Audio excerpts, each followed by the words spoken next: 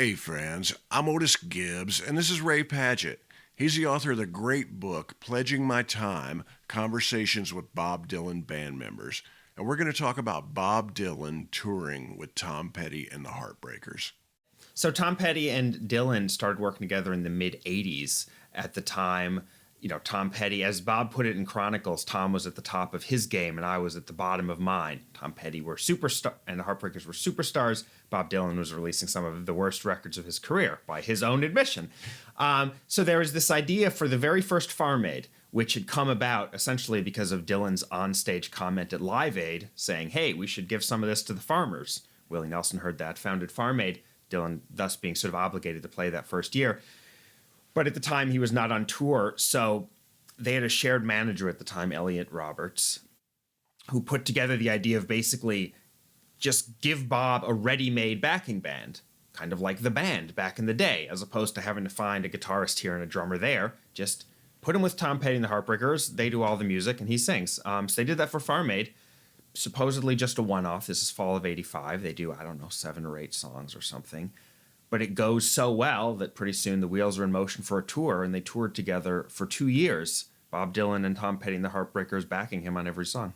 Stan Lynch is one of my favorite interviews I've done. He's just such a character, and he's so different than a lot of the other people I interviewed who are really sort of musicians, and they're, sort of in their own heads, and they know Bob Dylan's records backwards and forwards and the different arrangements. Stan Lynch is the first to admit that he is not any of that, especially in the 80s. Now, he's more cerebral as an older guy, but in the 80s when he's playing with Dylan, he's sort of a rock and roll, party, have fun, just, be in the moment guy. He barely knew who Bob Dylan was. He said, I just sort of did my Dylan impression for Friends like everyone else. I maybe knew the hits. I didn't know anything.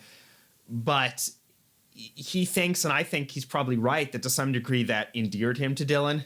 Dylan is so used to people being reverent around him, to being nervous and scared. Stan Lynch is just treating him like one of the guys. The first time they meet is at the rehearsal for this Farm Aid early on in '85, and Dylan's a little late. And so about an hour into it, Stan says, hey, I got to go. I got something else to do.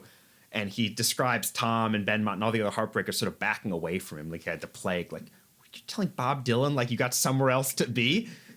And so Bob sort of marches up to Stan and he says, where do you got to go? And Stan's like, I bought tickets a while ago to see Frank Sinatra and Sammy Davis at the Greek. Like, I really want to go. And Bob sort of pauses and stares at him for a while. Then he says, hey, I love those guys. Can I come? And Stan's like, sure. So they're like an hour after they met, they're going on like a blind date to this show to see Sinatra and Sammy Davis Jr. All because Stan wasn't nervous or intimidated. It was just, yeah, I got to go. And so they ended up, hanging out in sort of a casual way a lot. So what happened was they get to the show and no one knows Bob Dylan is there. But at some point, Sinatra's handler, someone sees him, someone spots him. And the word gets passed. Hey, Frank would love you to come backstage after the show. And Stan's thrilled. He wasn't going to get invited backstage, but he's a huge Sinatra fan. He was excited to go meet him. So after the show, Bob Dylan and Stan Lynch go backstage. They make it as far as Frank Sinatra's dressing room. Then Bob just goes, fuck it, let's get out of here. And they just leave. That's it. Dylan loves Sinatra. I know. It's just him. In that split second moment, he wasn't feeling like going and schmoozing in the, sort of showbiz backstage thing, even with someone he loves. So he just bailed. That's the sort of thing he does all the time. This is a weird sidebar, but it just popped in my head. There's a picture of, isn't it Dylan and Don Rickles and Bruce Springsteen at Sinatra's birthday party? Do you know anything about that? Yes. So that picture is from Sinatra in 1995. He had a birthday party. I'm not going to say what age because I do not remember it, but it was a round number, 80 maybe. Anyway, it was a birthday concert. And so Bruce was there and he performed a Sinatra song. Various other people performed Sinatra songs and Dylan was there. But Dylan was the only person who did not perform a Sinatra song. He performed a song of his own at Frank's direct request. The song was Restless Farewell, an old folk song that Dylan hadn't done, since 1964 or whatever. And I actually interviewed Winston Watson, who was the drummer during that time, this young drummer, and he described it, just as sort of like like, being at a, Sopranos club or something, all these mafia looking guys. They had like the whole band, they bought these like sharp suits for them. Usually they look like ragtag wearing whatever 90s stuff, but they're in these sharp suits and he's just looking out at Sinatra and all his pals of indeterminate origin, just watching them do this beautiful, beautiful song. I know the exact photo you mean. It's funny because Dylan is grinning, which is not a facial expression you associate with Bob Dylan, grinning. But whether it's just hanging out with Rickles, who I'm sure he loves, or just maybe he had said something funny, it's a really sweet photo. There was a moving one that he told me where he said that every show had solo songs where Dylan would just play an acoustic guitar. And Stan said, I usually just went backstage or whatever. I was sort of in my own head. He's like, if I'm not playing, why am I watching? But then one night, for whatever reason, he just sat there at the drums, not playing, just smoking a cigarette, but sitting behind Dylan watching him do Blowin' in the Wind and John Brown, two early folk songs. And Stan said, for whatever reason, that night, in that moment, the enormity of sort of who Bob Dylan was and the fact that he was playing with Bob Dylan hit him. And he just described sitting there on his drum set, not playing drums, smoking a cigarette, and just weeping. It's sort of in the darkness behind Dylan as he's doing these beautiful songs. And he described it sort of as a turning point in from being a fun party guy in his time with Dylan, maybe still being that, but also just understanding the profoundness of the moment he was in. He said at another point when we talked that, this is only a 2-year span in a very long career, decades with Tom Petty and the Heartbreakers. And he said, I liked most of that. But if there was one period I would do again, it would be those 2 years where we were with Bob Dylan. I mean, he sort of described that as like the peak, even though it wasn't that long, is like the peak of his career. Did anybody talk about Tom and Bob's relationship together at that time? Yeah, I spoke to a number of people about it, those two Heartbreakers, but also behind-the-scenes people. I remember Tom's longtime tour manager, a guy named Richard Fernandez, who was pretty much his tour manager his entire career for decades, was on the road when they were together. And he said Tom was almost such a fanboy, sounds too judgmental, but Tom did not feel like they were peers. Bob Dylan was sort of treating Tom like just a fellow musician, but Tom did not feel that way at all. This is Bob Dylan. He's just sort of was in reverence and in awe of him. Richard Fernandez said the only person really he ever saw that actually seemed to have a pure relationship with Bob Dylan was George Harrison, who came along and hung out and sat in some stuff.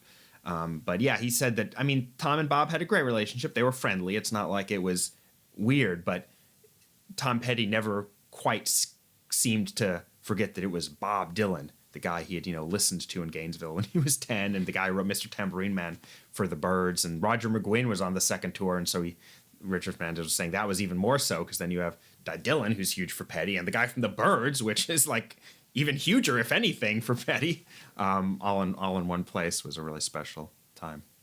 That's kind of an interesting glimpse of what life must be like when you're Bob, where even these people who you see as your peers put you on a pedestal, even when you might not want to be on a pedestal. Yeah, that reminds me of a story that has nothing to do with Tom Petty, but has to do with a kid. There are various stories of Bob Dylan just getting along well with young people. And the theory has been, and I think it's true, is that a child is the only person who's not going to treat him like Bob Dylan. And the specific story in my book is Winston Watson, this 90s drummer who was with him for a number of years.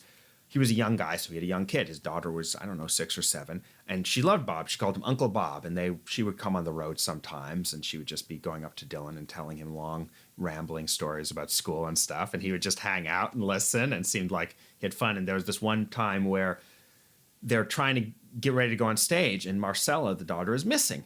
And Winston's wife's there, and they're all looking, and then they get the crew involved. Everyone's looking backstage, trying to find this missing little girl. Eventually, Winston goes and knocks on Dylan's dressing room door, and one of his assistants or something opens it, and there's Marcella in the middle of some long story from school that she's been telling Dylan, and Dylan's listening very intently and sort of motions Winston, wait, I don't want to hear the end of this story. And so a few minutes later, they finally are getting ready to go on stage, and right before they walk out in front of the curtain, Bob Dylan sort of grabs Winston by the shoulder, and he says, we got to do something about that girl. Winston assumes he means his daughter, and he starts to apologize. Look, I'm sorry she was bogging. Like, I'll try to keep her separate so she doesn't, corner you like that again. And Bob goes, no. It turned out Marcella had been telling Bob Dylan this story about a mean little girl in her art class who had thrown paint on her cowboy boots. Bob said, why do you have paint on those boots? And she's telling the story about this bully. And so Bob Dylan stops Winston talking about the bully and says, we got to do something about that girl. I just think it's a very funny story, but I do think it's sort of evocative where no adult is going to tell Dylan whatever the adult equivalent is of some mean little girl throwing paint on her cowboy boots, right? Just complaining about something that happened in your daily life at length and making Bob Dylan sit listen to it. Like, you're just not. Even a Tom Petty type, even another famous musician, probably mostly won't. But this girl doesn't care who Bob Dylan is. Like, she doesn't know who Bob Dylan is. He's just some guy who seems nice who works with her dad. And he seems to love that sort of thing. At one point, Tom Petty and the Heartbreakers toured backing Dylan on a co-bill with the Grateful Dead. This is before Bob Dylan had the Grateful Dead as his backing band. And yeah, the Grateful Dead and, someone like Jerry Garcia, again, the musicians just revere the talent. I mean, all those guys. Stan Lynch, he's a rock and roll guy. He reveres, Chuck Berry or something, this noodly, psychedelic, jammy. He just has no use for it. Just absolutely none. And again, he's more reflective now, and he talks about, how he was just an idiot kid, but he's like, whoa, this is just terrible, even though, Benmont or whoever else in the band who's more of a sort of musician, more of a serious, studied person, is just amazed watching what the keyboard player's doing. Stan Lynch is like, thumbs down. Which is just, I love his attitude. There's another funny story in the book related to the Dead. In 95, Dylan toured with, I think he was opening for the Dead. He wasn't even, at the same, because the Dead were playing stadiums. Bob Dylan wasn't playing stadiums. So he tours opening for the Dead. And Winston Watson, who is this young kid who's Dylan's drummer at the time, and he's maybe similarly irreverent. He doesn't know the Dead. He's he kind of comes out of the grunge scene. He's like, Pearl Jam is his band. Doesn't care about the Grateful Dead. So at one point he's just like side of the stage, just shooting the shit with the guy who plays guitar for the Grateful Dead, whose name is Jerry. And he's just chatting and whatever, just talking about nonsense. Who even knows? And then after, they part, some Dead crew guy runs up to Winston. He's like, what were you doing? And Winston's like, what do you mean? And he's like, I've worked for Jerry for 5 years and he's never spoken to me. And Winston's like, yeah, who is that again? Jerry who? Yeah, right. There's this amazing live soundboard and video from Sydney. This is February 1986.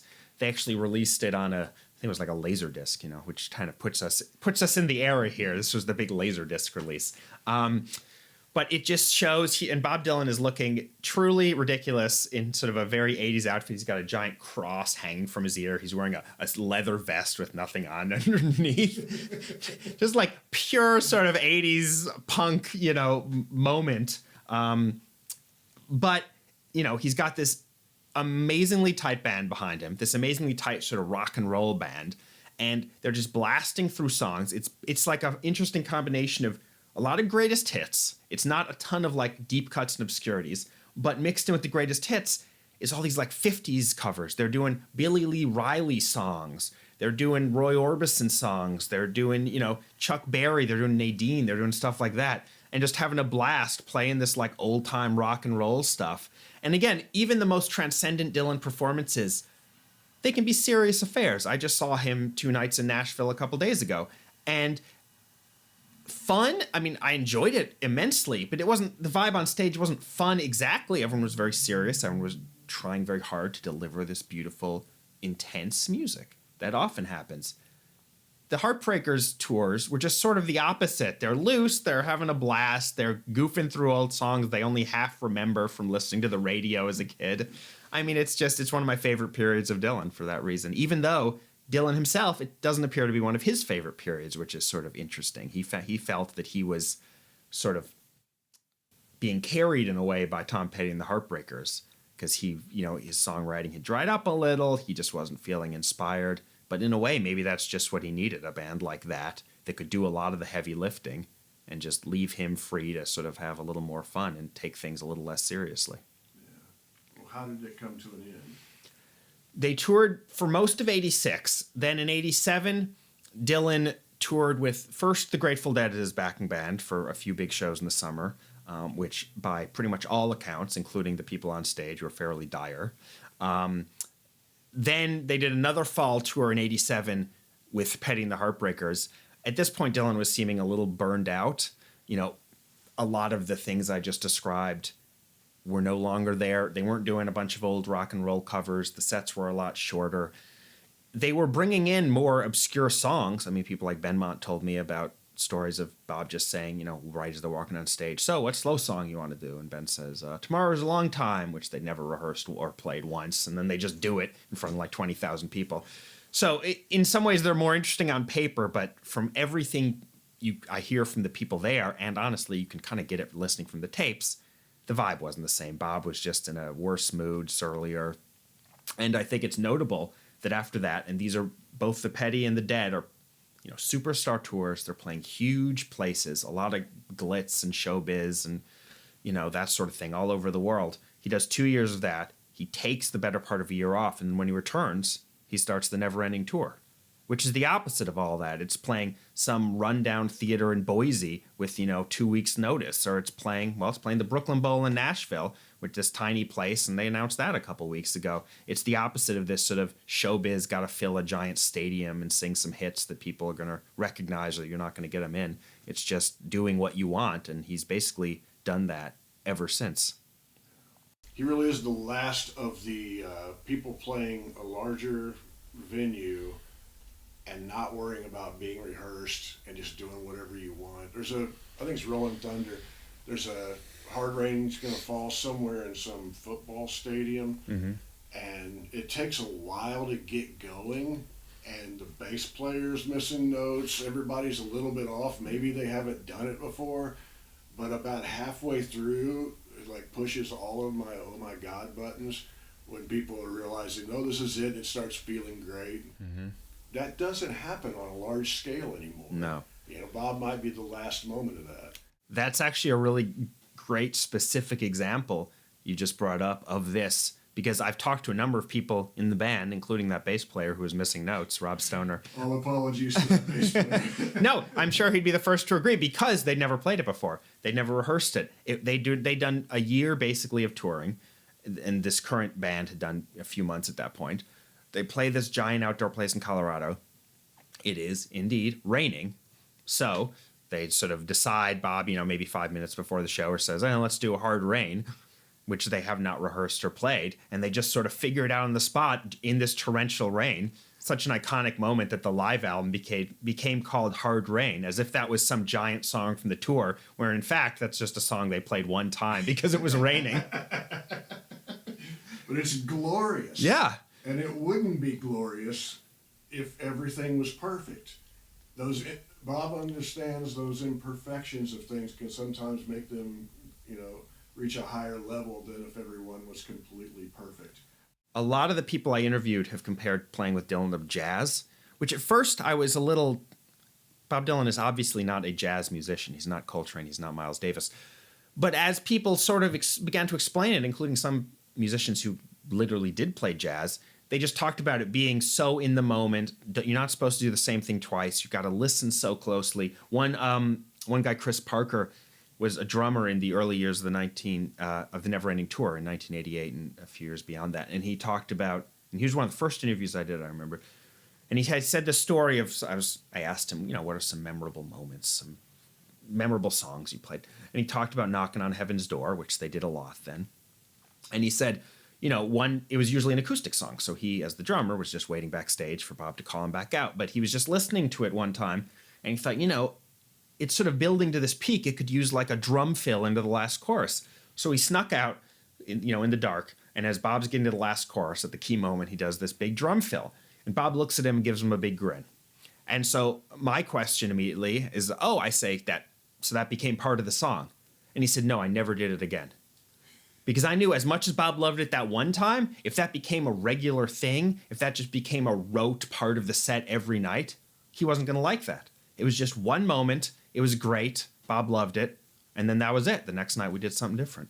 And that, I think, is very indicative of how Dylan likes to perform. Let's see, some commonalities. The jazz one I mentioned. Another interesting commonality, and one thing that surprised me interviewing all these people, is as much as everything on stage is in the moment and they're playing songs they've never rehearsed, I was fascinated to learn just how much they did rehearse, because the first half of that seems like they're just fully winging it. Bob's just going on stage. He's never talked. It's like Chuck Berry or something. He's never even talked to these people before. He's just starting to play, and follow along or don't. I don't care. And no, in fact, in every tour, there are fairly extensive rehearsals. But he's not necessarily rehearsing what you're going to play, and that's deliberate. Like Fred Tackett, who was a guitarist during the gospel years, Little Feat and various other things, but he was in Dylan's band when he sort of went Christian. He talked about this one time they were rehearsing for days before a tour.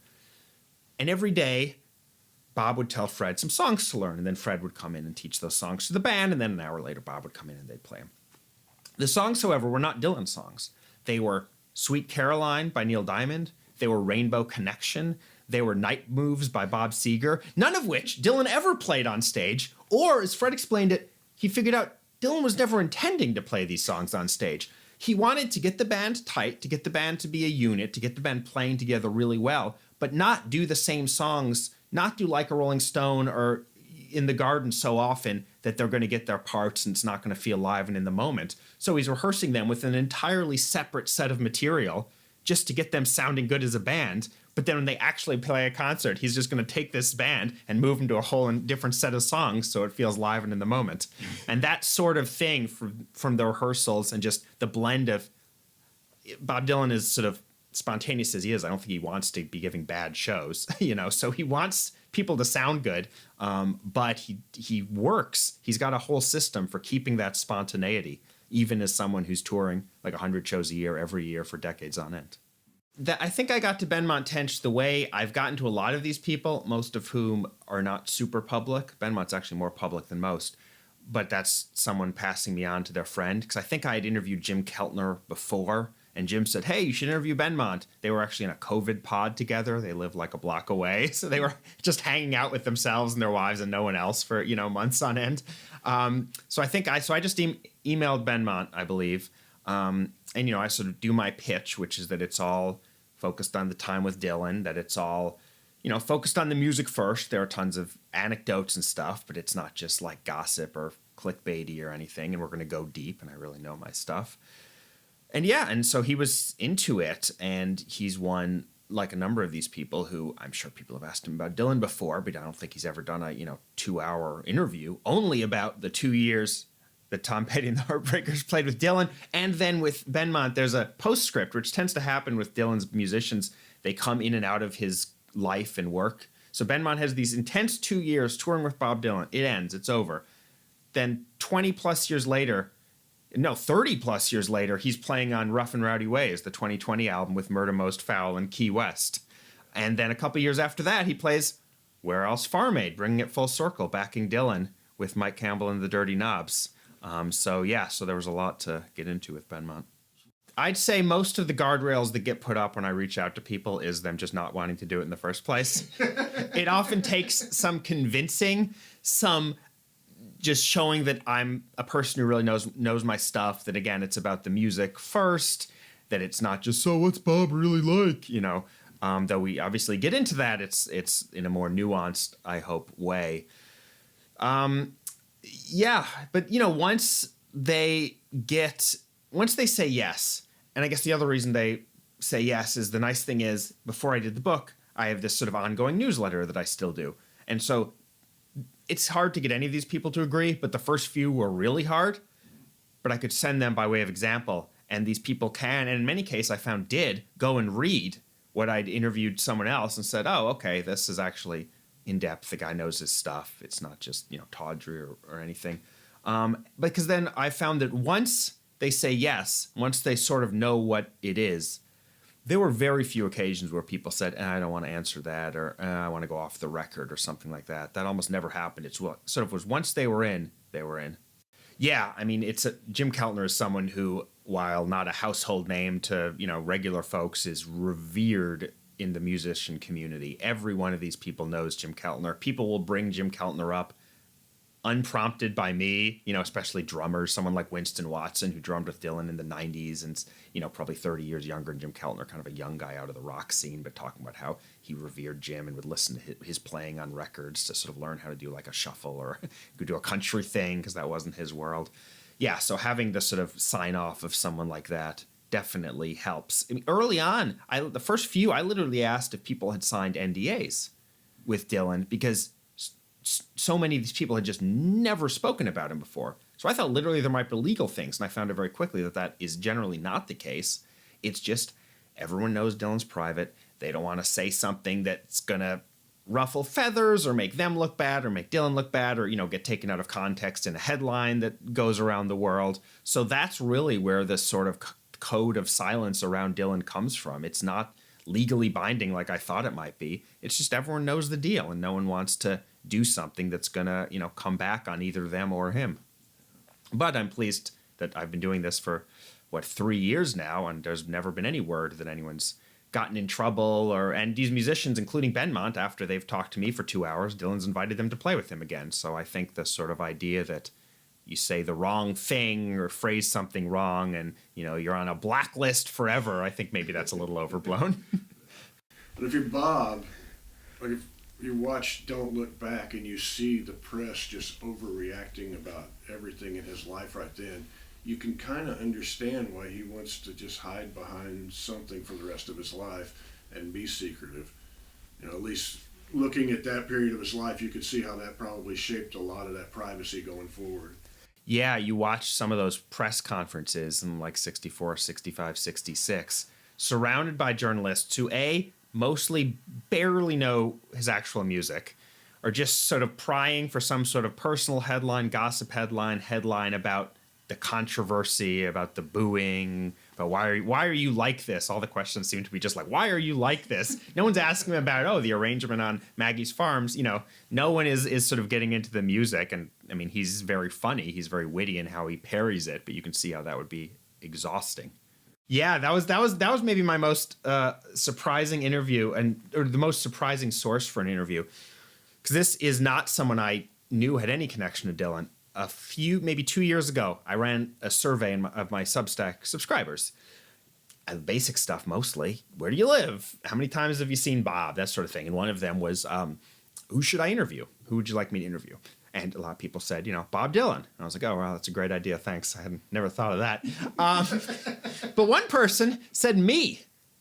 That was their answer, me. And I said, who's me? And it was a woman named Xanthi Littlemore. And I Googled, and I could see who she was. She was a musician who was fairly prominent in like Australia in the 80s. Never really made much of a mark beyond there. Nothing to do with Dylan that I could see. Anyway, I sort of emailed her and I said, it was enough that I didn't think she was a total crank. So I emailed her and said, what's the story? It turned out she had this amazing story of opening for Dylan one time when he was playing with Tom Petty and the Heartbreakers, just on a whim. She had gone to his hotel with a friend, or maybe it was her brother, to just to say hi. She was a kid, she was in maybe early 20s or something, a local musician of, some renown. Say hi, maybe get an autograph. She ends up not only saying hi, but they get in a cab together going wherever Dylan's going. He starts asking her. He's interested that she's a musician. So he says, tell me the first line of one of your songs. And she does, a song she had just written a few days before. And then she surprises him because her response is then, tell me the first line of one of your songs. And so he leans over to her and he goes, there must be some way out of here, which is hilarious. So anyway, it ends up with her opening, but at one point during this whole thing, he signs an autograph, and he does it left-handed, which makes it borderline illegible. And she sort of says, well, why are you signing it left-handed? And he says something very cryptic about so they don't analyze my handwriting. And she also described a different moment from that where they'd been hanging out with some other people in his hotel room, and he'd been sort of giving her songwriting advice, basically saying, here's some people you should listen to improve. I guess he'd listened to her opening set, thought she was pretty good, but, was giving her some tips, basically. Then he left, and she was, packing up to go, and she noticed his security immediately came in and took everything out of the trash. take it away so that no one started going through his trash again. And, that kind of, I think, connects to he's got this paranoia, but, I mean, with some justification. People have gone through his trash. And so now, every time he leaves his hotel room, his own team goes and takes the trash themselves, so no one else goes rifling through it. And between that and the handwriting comment, I mean, it's sort of indicative of, I think, his fairly cloistered world and frame of mind. Anyone who's surprised by that has never had a weirdo show up at their house. Because it happens to people who are nowhere near Bob Dylan's statue. I can only imagine the daily amount of that stuff that a truly famous person would put up with. Yeah, one guy, I think it was Christopher Parker again, who was his drummer, said that people were showing up to his house. And he's not a famous person at all.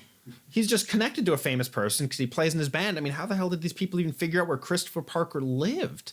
I have no idea, but he said people would show up at his house. And he had to, politely get them, he had a family. He had to get them out of there or call the cops. And this is, he doesn't live anywhere near Bob Dylan, but just even being that degree of separation away. So he said, if I saw that, that's 0.1% of what Bob Dylan's getting.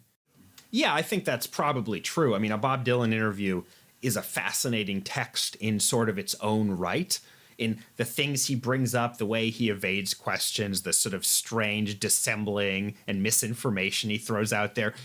So I love reading Bob Dylan interviews. But in terms of getting actually straight answers, like these sort of nerdy music nerd things I'm obsessed with, like how do the rehearsals, what happens on stage, why did you play this song, how did this new arrangement develop, he won't give you any of that. That's what you get from talking to the musicians, as well as just the, backstage stories of these little interactions with Dylan. Oh, we hung out a lot, or we didn't hang out much, but there was this one time that something happened.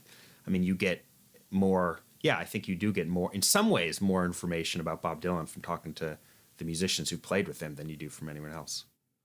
Yeah, bits and pieces, people who read the Substack who are in Dylan's world, or, I get little tidbits. It's not, I'm not sitting on any, monumental scandal or news or something like that. But yeah, little things here or there, I'm connected sort of. Obviously, I'm as a journalist, I'm always trying to get people on the record. It's nice when people share things off the record that, so selfishly, sure, that's cool. But really, I'm trying to talk whoever it is into talking to me for an actual interview. That's my primary objective. But if that starts with sharing little tidbits here and there, that's okay. Yeah, doing the Dylan Center appearance was just wonderful. I mean, the event itself was great. The director of the Dylan Center, Steve Jenkins, asked really smart questions, and there was a great audience. But just sort of its existence, I mean, Bob Dylan himself is never going to say, I endorse this book. I'm sure he's not going to read the book, nor should he. He's probably the last person in the world who would read a book like this. And everything I've done has been on my own. This is not through the Dylan camp. This is not official or authorized or anything like that. And early on, especially before I knew any of these people, I was like, sooner or later, is his manager or someone going to find out and get really pissed off at me? That's never happened. At this point, I know his manager's not pissed off at me. And the Dylan Center event was sort of as official, recommendation or an imprimatur as you're probably going to get. It's not literally Dylan or even his office saying this is a great book, but it's like, all right, the Dylan people are sort of supporting this project, even if in a sort of hands-off way. And it feels good. Because I certainly would never want to do anything that would anger Bob Dylan or, feel like someone had betrayed his confidence or something. And I don't think that's what, the book is. Like I say, it's really about the music first. And so knowing that, that no one's annoyed and that they're willing to do that, to spotlight it, was beautiful. Yeah, like I say, the first few were so difficult because I didn't have any record. I'm just some guy cold emailing, saying, hey, will you talk to me? But yeah, once I had a couple, and I could not have done the book just cold without this newsletter, because it really required me publishing 2, maybe, that I could send. And someone says, people email me to ask about Bob Dylan, 5 times a year, and I always say no. But then they happen to scan it, and they say, oh, this guy's asking about how did this new version of, All Along the Watchtower happen in 1988 that was totally different than it happened the year before, or something like that. They go, oh, this guy's really going deep. And the personal stuff that comes up about, Dylan, it comes up and there's some great anecdotes, but that's not really all he wants to know, is just prying stuff. He actually does care about the music and really want to know what my role was in creating it as a musician. I talk about DIY stuff a lot on this YouTube channel, and we're just making things up as we go a lot of times.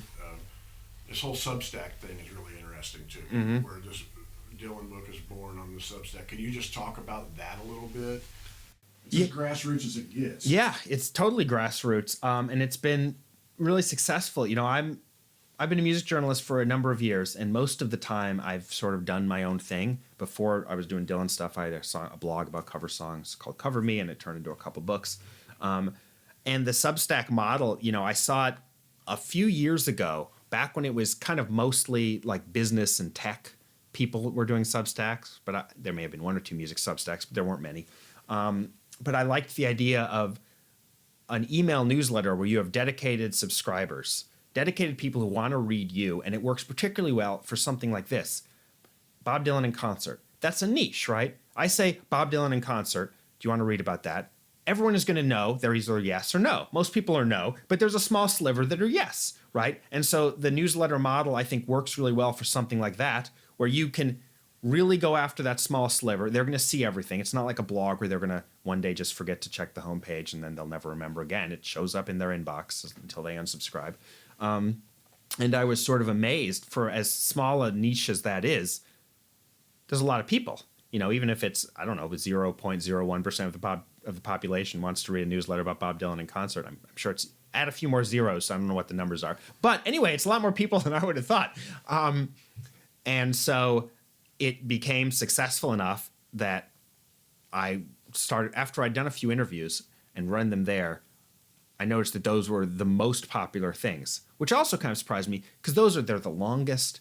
They're in some ways the nerdiest. I mean, again, I'm talking about different arrangements from Musician interviews? Yeah, the musician interviews.